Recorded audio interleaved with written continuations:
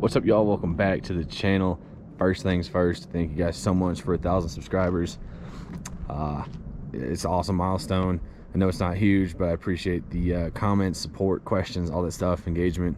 That keeps me going and making videos. So get that out of the way. Thank you guys so much. It's only up from here, so if you guys want to see anything, make sure to let me know down in the comments. So today I'm going to be answering a lot of questions about the lift kit that's on this truck, and we're going to review this ReadyLIFT 2-inch SST kit for the, I guess it's 19 and up, Silverado, TrailBoss, and GMC AT4. So let's go ahead and get started. Off the bat here, I want to explain the difference between a level and a lift kit. If you don't know that, level kit pretty much just lifts the front of the truck, leaves the rear alone, gets rid of that factory rake if you don't like that. Lift kit brings both the front and the rear up. So on this truck we have the GM factory 2-inch lift, which brings the whole thing up 2 inches, and then a ReadyLIFT 2-inch lift on top of that, so we're at a 4-inch lift. Usually the lower end lift kits and leveling kits just come with spacers in the front. So you'll usually see on leveling kits, you'll either get a spacer up here or a spacer down here at the bottom of the shock, and that's pretty much it. That's all you get. Just boost it up a little bit, and then nothing happens in the rear. So to start out with, let's get some parts out of the way. This is your upper control arm. This is the strut. This down in here, right there, this piece, that's your CV axle, tie rod, and then lower control arm. That's the most important parts. And obviously this CV axle right here is connected to the front differential. This video is specifically pertaining to 4-wheel drive vehicles. If you have a 2-wheel drive, that's not going to exist, and it's not going to matter. So now that we got that out of the way, usually on lift kits and leveling kits, 3.5 to 4 inches is the max you can go. And the reason for that is obviously you want to maintain factory angles as much as possible. You know, the vehicle is engineered to ride correctly, not break itself, and the factory angles are this bushing angle on the upper control arm as well as this CV axle angle. Those are the two most important. Once you get past 4-inch, you usually have to cut the brackets underneath the vehicle and drop the front differential down to maintain good angles here. And once you do that, you cannot undo it. So one of my reasons for going with this kit was to avoid having to chop the differential brackets and do a diff drop, therefore making this undoable if I ever want to take it off. So now with that said, I did an unboxing on this kit. The ReadyLIFT 2-inch SST for TrailBoss and AT4 comes with new upper control arms, and then it comes with strut spacers and preload spacers that go into this assembly. You have to take the strut apart, and that's pretty much it for the front. You don't get any different CV axles, you don't get a diff drop, none of that. It's essentially upper control arms, spacers in the strut in the front, and in the rear it's just a block. So hopefully you can hear me in the echo chamber back here. Since this truck has a solid rear axle, the only thing that changes is this block that goes between the axle and the leaf spring. That's it, and it's just 1 inch taller, and that gives us our lift. So super easy. If you have a solid front end rear axle, you can do block lifts like no other, but that's all that happens in the back. Super simple, you know, nothing complex back here, nothing to mess up really. This kit runs about $700, I believe, which is pretty competitively priced. Although it is a 2-inch, it nets you 4 inches of lift if you're putting on TrailBoss or AT4. You can get the 4-inch kit for a non-TrailBoss for around the same price, I believe. But the nitty-gritty of it is ride quality is the same as factory. I've had 0 issues with it so far, and it's seeming to hold up pretty good. I mean, I don't have any complaints about how it's holding up. Obviously I don't have that much time on it, but I do take it off-road, I do thrash it around, and I really have 0 complaints. I think it looks fantastic as well.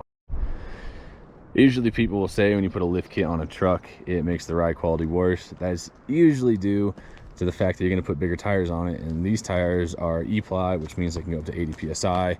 It's just heavier duty tires, higher psi. It usually makes it run rougher, but I've had these tires on a bunch of stuff, and it rides great. It rides like factory. It's not a Cadillac or anything, but it's not bad. So I mean, in a nutshell, you know, long story short, I think it looks great and the ride is great. It does well off-road, but let's answer some questions that y'all have and get into the details of it. So on the website it says that you can run the factory 18-inch wheels, but it's not recommended with wider tires, and that is simply due to this spacing right here. As you can see now, I'm even pretty close right there, and I'm running 20s. But if you run 18-inch rims and a wide tire, you're going to make contact with the tire and the top of this control arm, which is not good at all. I mean, even now, I don't know, that's maybe an 1.25 inch, 1.5 inches. So we're pretty narrow. Obviously, the more you stick the tires out, the more clear you'll be, but the more problems you'll run into with clearance. So that's one thing I don't like. I addressed it in previous videos as to why I run 20-inch wheels. Pretty much happenstance.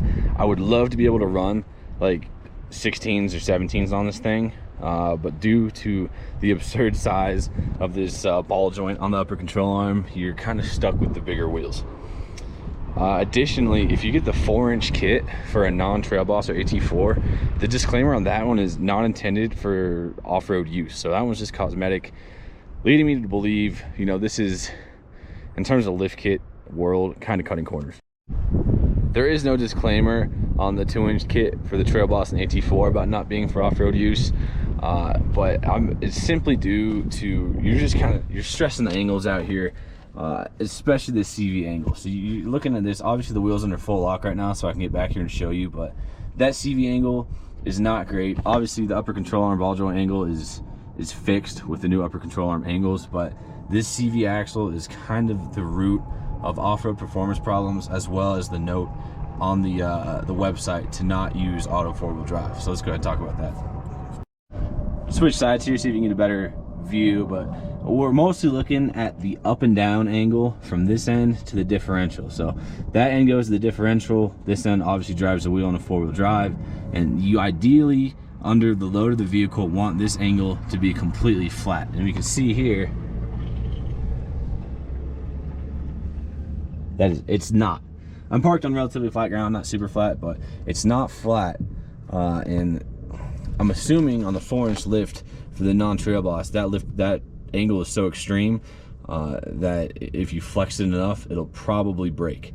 And GM's pretty notorious for having weak front ends, so I think that it gets accentuated with the factory lift. I believe they extend the control arms, or not the control arms, the CV axles, then that, you know, quote unquote alleviates that problem. But if you're running factory CV axles on a non-factory lifted truck, I think adding a 4-inch lift to that just really stresses that out and leads to issues.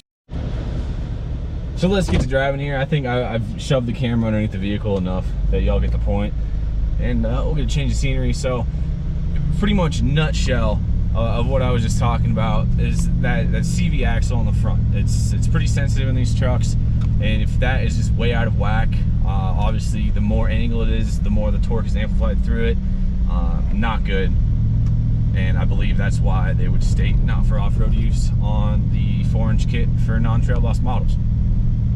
Now, not a disclaimer for these trucks, however, 4-wheel drive auto, not recommended. Doesn't say don't use, says not recommended, and I've had a lot of questions on that in my experience. So the way the transfer case on these trucks works, obviously there is 2 high, which you run in all the time, which nothing in the front end is connected. CV axles just rotate freely, front differential is not active, obviously just rotating freely, and the transfer case has no connection to the front of the vehicle. 4 high, there's a clutch pack inside of the transfer case on this truck that locks up in 4 high, and there's synchros as well. To answer a question, you can engage 4-wheel drive high while you're moving below, I think, 55 miles per hour. There's synchros in there, and they lock up. Obviously don't just slam into 4-wheel drive, and so you're able to do that. 4 low, same thing, it just amplifies the torque. So sorry, sip of water there. So those are all good. They don't recommend 4-wheel drive auto, and my understanding of that, I haven't spoken to ReadyLIFT, but my understanding and reasoning for that would be when you're in 4 high or 4 low, you're most likely not going to be going very fast, and if you do engage it, it's engaging it once. So if you are going 50 mile an hour and suddenly decide that you want 4-wheel drive high, which would be a strange thing to do, you can do it. It will engage, you know, slowly. It's not going to slam into 4-wheel drive, but it's not going to shock the system, and it's only going to do it once. Probably puts a little bit of wear on that front differential. It's not great for it, but you can do it.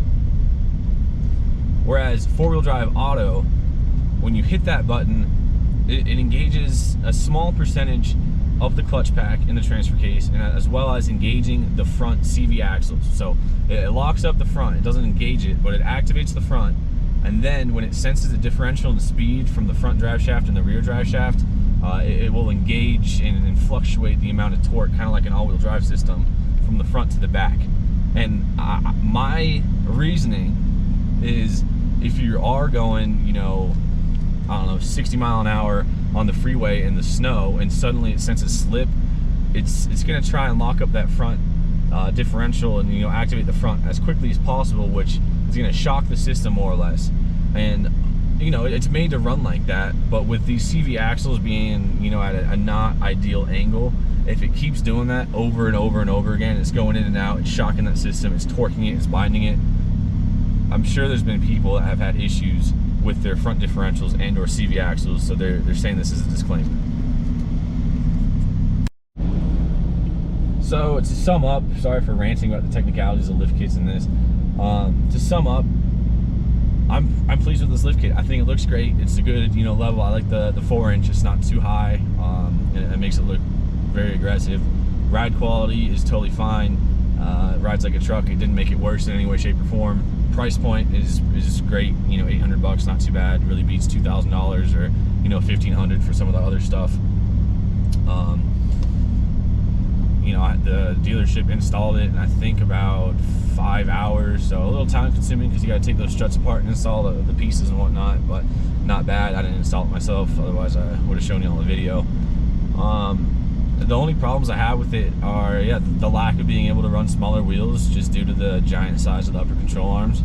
I would love to be able to run small wheels and big tires, so it does run into clearance issues and the loss of auto 4-wheel drive, but as I just made clear, I don't really care that much. It's not a huge deal to me, and I was aware of that problem, or, you know, asterisk, I guess, on their notes before I got the kit put on my truck. So I would venture to say the ultimate takeaway here is this kit is not a high-performance off-road kit. However, it still allows you to use your TrailBoss as a TrailBoss. You know, it's not coilovers, it's not Fox shocks or King shocks or anything like that. The fact that they have asterisks about the 4-inch kit not being off-road capable and this one not using 4-wheel drive auto, it's not a high-performance kit. It's mostly aesthetic, and in this case, luckily enough, it looks good, and I haven't had any issues with my off-road performance. But, you know, if you're looking to do rock crawling and, you know, crazy off-road stuff, like, I'll still take my truck on whatever I feel like taking it on. If it breaks, that's on me. But if you're planning on doing like the Rubicon Trail or, you know, crazy things like that, yeah, I wouldn't get the kit. I would get coilovers. I would get a King, you know, or BDS, you know, with King or Fox shocks, coilovers, and go that route. You know, usually once you get to 4-inch and, you know, 4 to 6-inch lifts, you're mostly just doing aesthetics at that point. So, yeah, that's my takeaway.